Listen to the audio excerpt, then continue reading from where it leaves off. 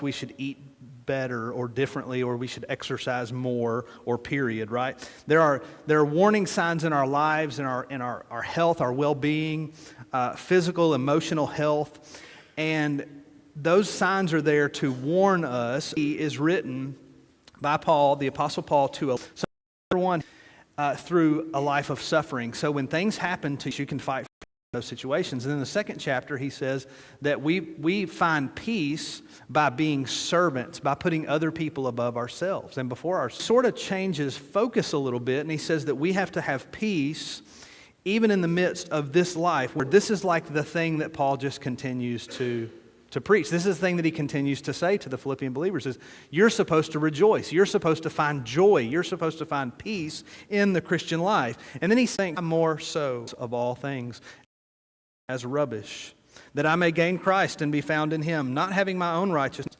the righteousness which is from God by faith in the Lord. That's the key.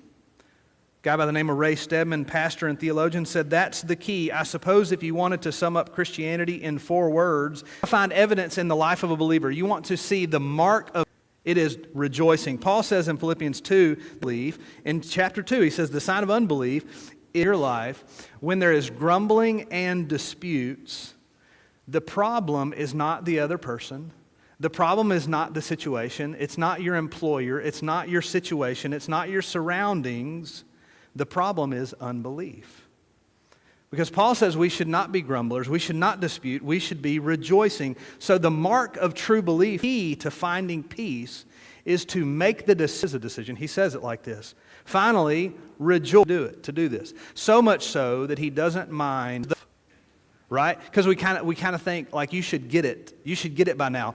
I have said it so many times, and why don't you understand it? Church movement is really all about newness.